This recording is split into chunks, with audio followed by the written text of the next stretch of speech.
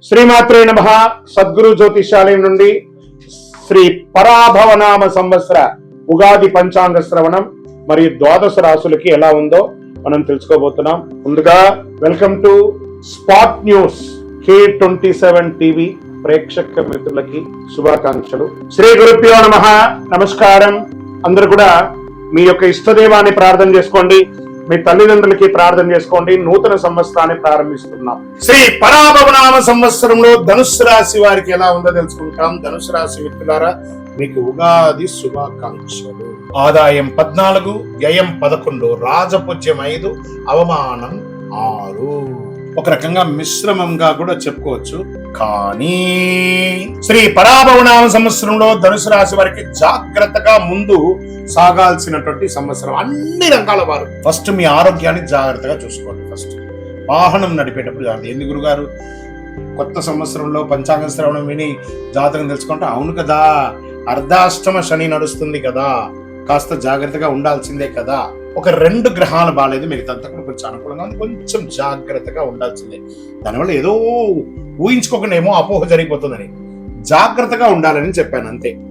దాని మీరు ఊహించుకోకండి ఎక్కువగా. ఈ సంవత్సరం నుంచి మంచి అవకాశాలు పోస్ట్ ఆఫ్ ఇయర్ జూన్ తర్వాత మంచి అవకాశాలు రావుతాయి. శని భగవానుడు ఈ సంవత్సరం ఎక్కడ ఉన్నాడు?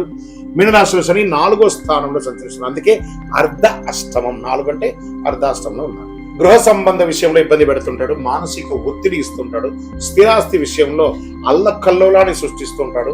ఇవన్నీ జరుగుతుంటాయి. ఇక గురు భగవానుడు 7వ ఇంట్లో ఉన్నాడు. జూన్ 2 గురు 8వ ఇంటికి, అక్టోబర్ 31 గురు 9వ ఇంటికి, జనవరి 25 8వ ఇంటికి ఫలితాలు ఇస్తున్నాడు. ఆధ్యాత్మిక ఆసక్తి, అదృష్టం క్రమంగా పెరుగుతుంది, గురువుల ఆశీర్వాదం పెరుగుతుంది, వివాహ యోగం, సంతాన యోగం పెరిగే అవకాశాలు ఉన్నాయి. ఇక్కడ జాగ్రత్తగా ఉండాల్సింది. రాహు కేతు యొక్క సంచారం ఎలా ఉందంటే, సంవత్సర ప్రారంభంలో రాహు 3వ ఇంట్లో, కేతు 9వ ఇంట్లో. డిసెంబర్ 6 రాహు 2వ ఇంట్లో, కేతు 8వ ఇంట్లో. ఫలితం ధైర్యం పెరుగుతుంది, కుటుంబ విషయంలో జాగ్రత్త, మాటలో నియంత్రణ, నూతనంగా వివాహం అయ్యి లేదా వివాహం కావాల్సిన వాళ్ళు మాట్లాడుకునేటప్పుడు అదుపు తప్పకండి, మీ లిమిట్స్ క్రాస్ చేయకండి. దానివల్ల దూరం అయ్యే అవకాశాలు ఎక్కువ ఉన్నాయి ఈ సంవత్సరం. సరే, ఈ సంవత్సరం మాటలో నియంత్రణ చాలా అవసరం, బాగా నియంత్రణ అవసరం. ఆదాయం మితంగా ఉంటుంది, ఖర్చులు పెరుగుతుంది, పెద్ద గొప్ప ఆదాయమే ఉండదు ఈ సంవత్సరం. పెట్టుబడులు జాగ్రత్త. ఎవరినైనా నమ్మి పెట్టుబడి పెట్టేటప్పుడు 1సారికి 2సారికి 3సారికి 4సారి ఆలోచించి పెట్టుబడులు పెట్టండి. ఉద్యోగ విషయంలో అసాంఘికమైనటువంటి కార్యక్రమాలకి పాల్పడకండి. ప్రభుత్వ ఉద్యోగంలో మీ ఉద్యోగం కూడా పోయే అవకాశాలు ఉన్నాయి. అసాంఘికం అంటే అర్థమైంది, మీరే దాన్ని అర్థం చేసుకోండి. ఏ రకంగా అంటే ఆ రకంగా తీసుకోండి. ఇంకా ప్రైవేట్ రంగంలో ఉద్యోగం పోగొట్టుకున్న వాళ్ళు, ఉద్యోగం పోతుంది లే ఆఫ్ అని అనౌన్స్ చేసిన వాళ్ళు ఈ టెన్షన్ తో బతుకుతున్నారు కదా, బాగా గుర్తుపెట్టుకోండి. భయపడాల్సిన అవసరం లేదు. కొంచెం 6 నెలలు అటు ఇటుగా ఉన్నా కూడా జూలై తర్వాత మంచి ఫలితాలు పొందుతారు, మంచి ఉద్యోగాల్ని పొందుతారు ప్రైవేట్ రంగంలో కూడా. ఇంకా వ్యాపారస్తులకి ఇది ఒక రకమైనటువంటి గడ్డు కాలమే అని చెప్పొచ్చు. మిశ్రమమైనటువంటి ఫలితాలు. ఇదేంటి గురుగారు ఇలా చెప్తున్నారు అని అంటే, జరుగుతుంది కానీ ఇబ్బంది కూడా ఉంటుంది. దాన్ని దృష్టిలో పెట్టుకొని ఈసారి వ్యాపారం అంతా కూడా చేయాలి. మీ స్టాక్స్ అంతా కూడా డెడ్ స్టాక్ అయ్యే అవకాశాలు. మీరు ఇవ్వవలసిన వాళ్ళు బాగా ప్రెషర్ ఇస్తారు, మీకు రావాల్సినవి అంత త్వరగా రాదు. చూడండి, ఇది ఎంత ఇబ్బందికరమైనటువంటి వాతావరణమో అనేది మీరు చూసుకోవాలి. లోన్స్, చిట్ ఫండ్స్, ఇవన్నీ కూడా ప్రెషర్ వస్తుంది. ఎన్నో రోజులుగా పర్మిషన్ కోసం ట్రై చేస్తున్నారు సార్ ప్రభుత్వం నుంచి, అది లేట్ అయ్యే అవకాశం ఉన్నాయి. పోలీస్ కేసు అయ్యే అవకాశాలు ఉంటాయి, లీగల్ ఇష్యూస్ వచ్చే అవకాశాలు ఉంటాయి. కేసెస్ ఏమైనా ఉంటే మీకు నెగిటివ్ అయ్యే అవకాశాలు కూడా కొంతవరకు ఉంది. కాబట్టి ధనుసు రాశి మిత్రులారా, కొంచెం ఈ సంవత్సరం జాగ్రత్తగా ఉండండి. జాగ్రత్తగా ఉండండి, అంతే. ఉండడం చాలా మంచిది అని కూడా చెప్పడం జరుగుతుంది. షూరిటీ సంతకాలు ఎవరికి పెట్టకండి. మీ స్కూటర్ కానీ మీ కారు కానీ ఎవరికి ఇవ్వకండి. ఇతరులు వాడి దానివల్ల వచ్చే లీగల్ ఇష్యూస్ కూడా మీరు భరించే అవకాశాలు ఎక్కువ ఉన్నాయి. అది కూడా జాగ్రత్తగా ఉండండి. ఇంకా ఆరోగ్యానికి వచ్చేటప్పటికి నడుము నొప్పి, కడుపులో సమస్య, కంటికి సంబంధించినది, ఆహార నియమాలు, ఈ రోడ్ సైడ్ ఫుడ్ అంతా కాస్త జాగ్రత్తగా అవాయిడ్ చేయండి. ఎంత వీలుంటే ఫుడ్ ని కంట్రోల్ చేయండి, అంత బాగుంటారు. వ్యవసాయదారులకి మిశ్రమ ఫలితాలు ఉన్నాయి. ఇంకా సర్వీస్ సెక్టార్ లో ఉన్న వాళ్ళకి కొంచెం ఇది మిశ్రమంగానే ఉంటుంది. సర్వీస్ సెక్టార్ లో కళాకారులకు కూడా మిశ్రమమే చెప్పచ్చు.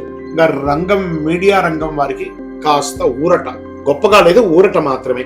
స్పోర్ట్స్ రంగం వాళ్ళు కొంచెం రాణించే అవకాశాలు కనబడుతున్నాయి ఈ సంవత్సరం. ఇదంతా కూడా జూన్ తర్వాత అన్ని మారుతాయి. మీరు టైం ఎక్కడెక్కడ లేదు. విదేశాలకి వెళ్ళాలనుకున్న వాళ్ళకి ఎప్పటికీ మా వీసా రిజెక్ట్ అవుతూ ఉందండి. జూన్ తర్వాత అప్లై చేయండి, బాగుంటుంది. అక్కడి నుంచి ఇక్కడికి రావాలా ఇబ్బంది పడకుండా ఉంటుంది. అక్కడ ఉద్యోగాలు లేకుండా మా వీసాలన్నీ బ్లాక్ అయిందని, మాకు ఉద్యోగాలు లేకుండా అన్ని జూన్ తర్వాత బాగుంటాయి. జూన్ వరకు గట్టిగా స్ట్రాంగ్ గా ఉండాల్సిందే మీరు, అంతే. ఇంకా విద్యార్థులు ఇప్పుడు పరీక్షా సమయం కాబట్టి చాలా జాగ్రత్తగా చదవండి.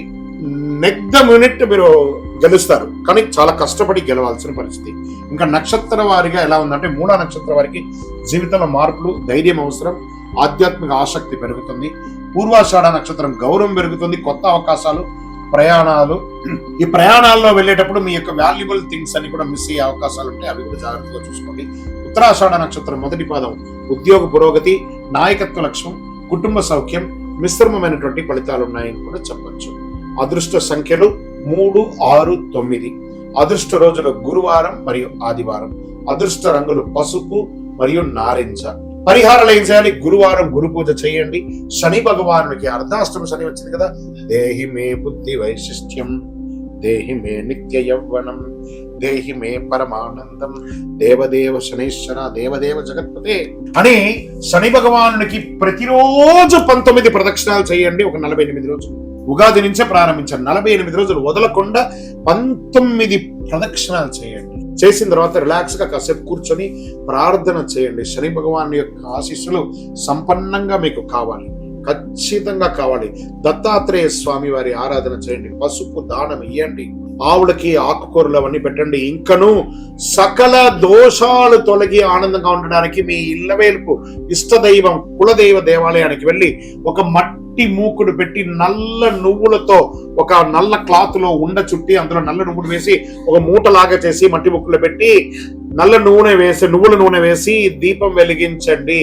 ఇంకనూ పరిహారం కావాలి గురుగారు మాకంటే, అతి శక్తివంతమైనటువంటి శని ప్రీతి కోసమే ఉన్నటువంటి శక్తి మాల ఇది. ఈ కరుంగాలి మాల 48 రోజులు పూజ చేసి సుదర్శన చండి సుబ్రహ్మణ్య భుజంగ పారాయణాలన్నీ చేసి మీకోసం అందించడానికి సిద్ధంగా ఉంది. ఈ మాల వేసుకోండి, దోషాలు తొలగుతుంది, అవాంతరాలన్నీ తొలగుతాయి, ఆరోగ్యంగా ఉంటారు, ఐశ్వర్యంగా ఉంటారు.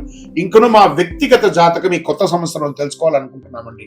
అంటే మీ పరిసర ప్రాంతాల్లో ఉన్నటువంటి సద్గురువుల్ని సంప్రదించి వారి దగ్గర అడిగి మీ జాతకం తెలుసుకోండి. విజయోస్తు.